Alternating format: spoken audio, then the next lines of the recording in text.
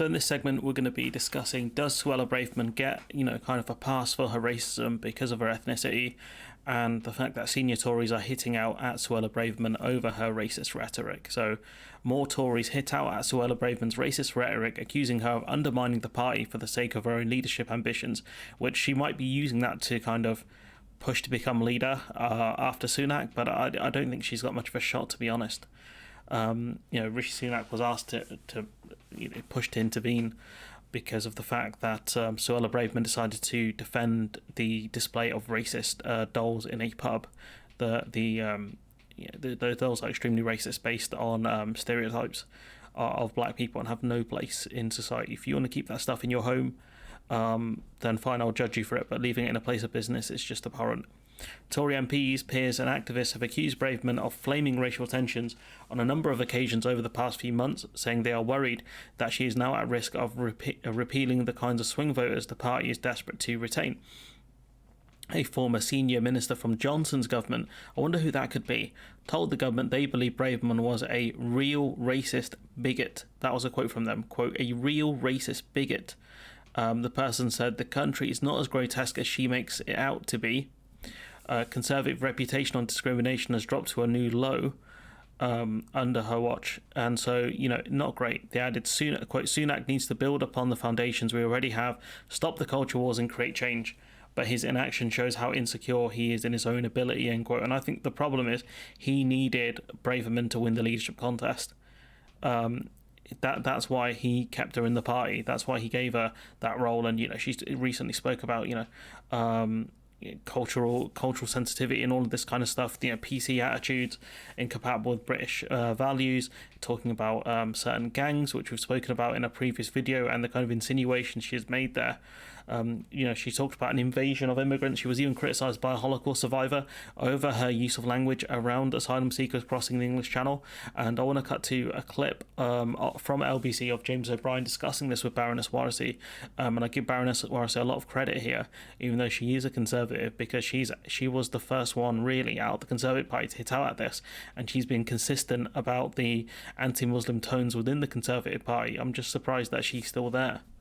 I asked this question with a bit of discomfort. It's certainly not one I could answer, but is Suella Braverman's own ethnicity pertinent here? Do you think that a white Home Secretary would have been able to make these comments with a degree of impunity? I don't think any of my colleagues can use the pigment in the skin as some sort of a defense mechanism to say they're not racist. Brown people can be racist too. And if your your language, are you calling the Home Secretary racist? I am calling her rhetoric racist. I am, and I'm supporting the letters which call her rhetoric racist. And I think I say that as somebody who was subjected to racism growing up, in the 70s and 80s. This is not a term that I use loosely, and it's certainly not a term that I use easily when I talk about another woman of colour, another parliamentarian of colour. But I think that somehow we have to call this out, just because people of all colours and all backgrounds and all sexualities can be homophobic, and people of all backgrounds, sexualities and colours can be racist. We only have to look across at what happened in places like Burma, where people kind of thought Buddhists couldn't be violent, and then we saw what happened to the Rohingya community. We look at racism existing today in Modi's India, and the violence that minorities, including Christians and Dalits and Muslims, are subjected to show that there is just clear racism at play. And so I just think it is. There's a lot she raises there, and I think, how would you describe someone who uses racist rhetoric? Because you can't look inside their heart and say, do they genuinely believe it, or are they just using it for political gain? But I would say anyone who is consistently using racist language, you would have to label that person a racist, because it's consistent. It's consistent, and that's my kind of thing. And she talks about a lot of different things here. I think you kind of need to be careful about conflating kind of religious tensions with race and things like that. Like, you can be an Indian and a Muslim person, for example, and be subjected to abhorrent violence from another Indian who might be a Hindu, for example. And so you kind of need to be a bit careful here. But I'm glad that someone in the Conservative Party has openly and publicly called it out here, and I respect the fact that she needs to be careful criticising another parliamentarian, especially a person of colour and another woman, because you do want to be careful about stuff like that. You don't want to go full blitz on certain types of people. But point being is that the language she has used absolutely is racist, and she has used dog whistles and open smears against people. And I guarantee you, if she, in my opinion, if she was one of those people around in the 1930s who saw ships of people fleeing Germany, would she let those people in? Or would she use the same language she's now talking about invasions and all of this kind of stuff? Because I would not be surprised. I'm very, when that Holocaust survivor called out Suella Braverman for her use of language, I was shocked in terms of the parallels. I was, you don't want to draw certain parallels with the Nazis, because they're the Nazis. They're like some of the worst of the worst. And yet, when you can draw parallels, it's a very scary place to be in.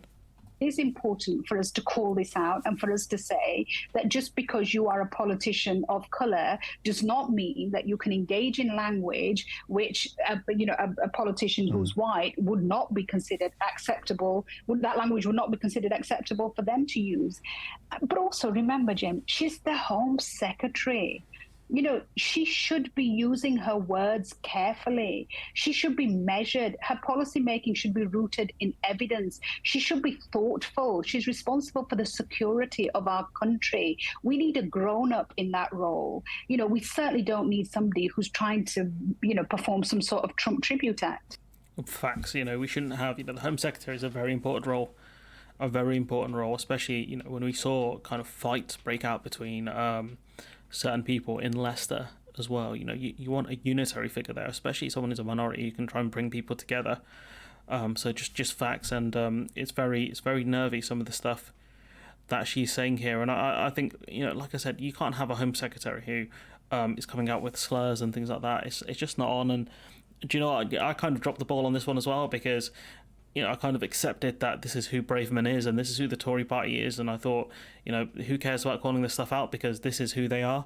But for me, it's not good. It's not right, to let them get away with it. I call out the Labour Party all the time for dumb stuff that they do, and because I want them to be better. But with the Tories, I don't expect them to be better, but I don't expect them to be this low either. And so I think it's important for me to kind of call it out, and other people in the space to kind of call it out, to make people aware that just because you're a minority doesn't mean you can't be racist.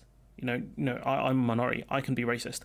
It's not about the color of my skin. It's about the content of what I'm saying. And you get Jewish people who criticize Israel. They're called things like self-hating Jews, for example. It's just stupid. It's just another way to shame people. Suella Braverman has said racist things. Yes, she's a minority, but it doesn't take away from the racist things that she has said. And it's important to remember that just because you're a minority doesn't mean you can't be racist. Just because you're gay doesn't mean you can't be homophobic. Just because you're a trans person doesn't mean you can't be anti-trans. You see that with certain people like Blair White, for example. But that's another rabbit hole I'm not prepared to go down today. But I'm glad, people are starting to call it out a lot more.